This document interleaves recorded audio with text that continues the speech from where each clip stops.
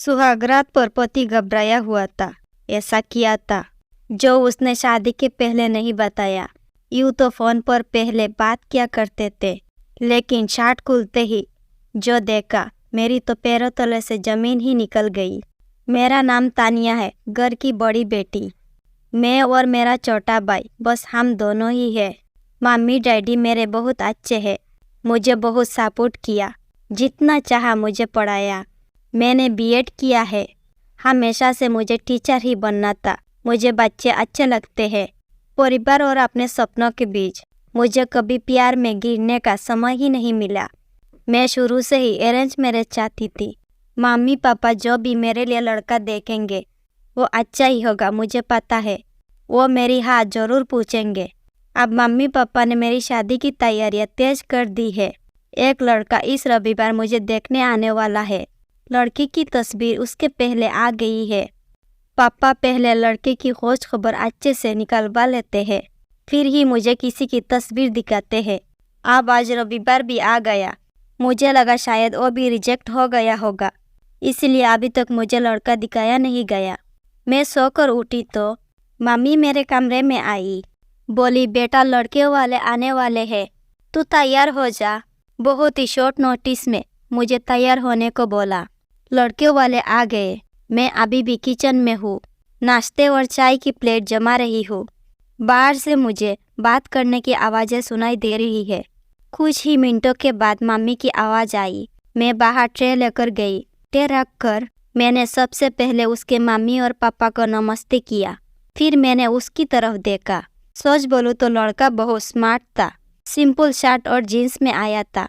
चेहरे पर एक मासूमियत थी। मैं तो मन में हाँ कर दी थी, पर मेरी हाँ से क्या होता है, उसे भी मैं पसंद आना चाहिए। फिर घर वालों ने बोला कि बेटा अकेले में कुछ बात करनी हो तो कर लो। उसने मना किया, पर फिर भी घर वालों ने हमें अकेले कमरे में भेज दिया। चुप रहा वो। मुझे लगा मैं उसे पसंद नहीं हूँ, इसीलिए बात नहीं कर रहा। फिर मैंने ही चुप्पी तोड़ दी। पूछा, आप क्या करते हैं? बोला, मेरा नाम तो आपको पता होगा। नहीं भी तो मैं बता देता हूँ। मेरा नाम मनोज है, बिजनेस है प्रॉपर्टी का। अपने बारे में फिर बताने लगा।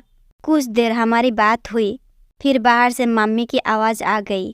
बड़ों में बात हुई और रिश्ता तय हो गया। उसके घर वाले जल्दी ही शादी करना चाहते थे। पापा ने अपनी खोज कर ली थी, इसलिए शादी 1 महीना बाद ही तय हो गई। इस दौरान मैंने मनोज का नंबर लेकर उसे बात करना चाहिए।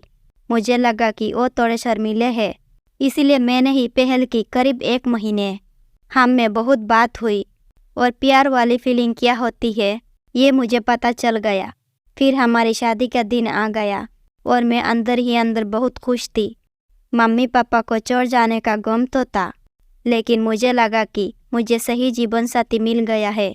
सुहागरात आ गई। मैं थोड़ी घबराई हुई बैठी थी बेड पर। वो आए और मेरी तरफ देखा। मैंने भी हल्की सी स्माइल पास की। मनोज ने कुर्ता पहन रखा था। वो थोड़े घबराए लग रहे थे। मुझे लगा जैसे मैं नर्वस हूँ, शायद वो भी इसी तरह होंगे। मनोज आप बाथरूम गए और कुर्ता चेंज करके आए। फिर मनोज आकर बोले कि बहुत थक गई होगी शायद, आज आराम कर लो। मुझे लगा वो भी थके हैं, इसीलिए मैंने ज़्यादा सवाल जवाब नहीं किए। अगली सुबह वो बाथरूम में फ्रेश होकर नहाकर और कपड़े भी अंदर ही चेंज करके आए। मुझे थोड़ा अजीब लगा। फिर मैंने सोचा शायद उनकी ये आदत होगी। अगली रात फिर आई और मनोज ने फिर से ऐसा ही किया। अभी तक वो मेरे पास भी नहीं आए थे। अब मुझे लगा कि मनोज कुछ छुपा रहे हैं, क्योंकि उसके चेहरे पर साफ दिखाई दे रहा है। अगली रात जब वो बाथरूम से कपड़े चेंज करके आए तो मैंने उन्हें टोक ही दिया। आप क्या छुपा रहे हैं? कुछ बात है तो आप मुझे कह सकते हैं। वो बोले, बात तो है, जल्दी ही तुम्हें पता चल ही जाएगी, पर तुम्हें शायद बुरा लगेगा। मैंने बोला, आप नहीं बताएंगे तो ज़्यादा बुरा लगेगा। उन्होंने अपना शर्ट खोला और फिर उसने कुछ कहना नहीं पड़ा। मैं खुद ही समझ गई। उसके चेस्ट पर एक लड़की के नाम का टैटू था, सीमा। अब मैं चुप हो गई और चुपचाप बेड के एक साइड पर सो गई। वो मुझसे बात करने की कोशिश करना चाह रहे थे, लेकिन फिर वो भी बेड के दूसरी साइड पर सो गए। अगले दिन मेरा मुंह उतरा हुआ था। मुझे इस बात का ज़्यादा दुख था कि उसने मुझसे ये बात छिपाई।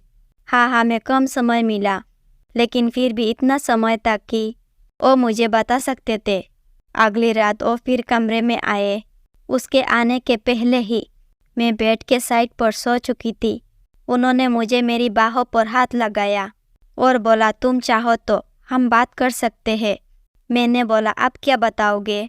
वो बोले कि मैं उस लड़की से प्यार करता था, लेकिन रिया को हमेशा से विदेश में शिफ्ट होना था, इसीलिए जब उसे मौका मिला तो वो चली गई।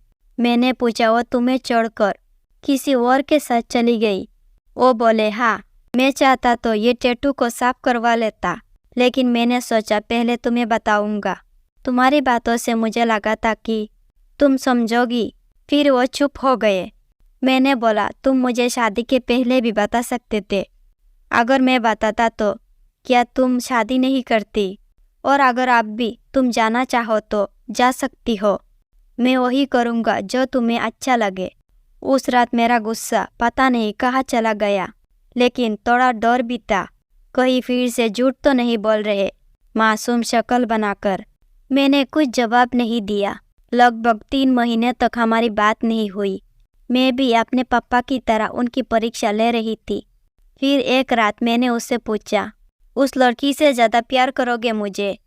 वो बोले, वो तो उसी रात हो गया था जब तुमने सच सुनने के बाद मुझे माफ़ कर दिया था। मैंने बोला, मैंने कब बोला कि मैंने माफ़ कर दिया? वो बोले, तो अब बोल दो। उनकी मासूम शक्ल ने मुझे उसके गले लगने पर मजबूर कर ही दिया। मुझे सच में अच्छा पति मिला है। आखिर अच्छे लोगों के साथ अच्छा होता है। तभी इनको सीमा नहीं मिली।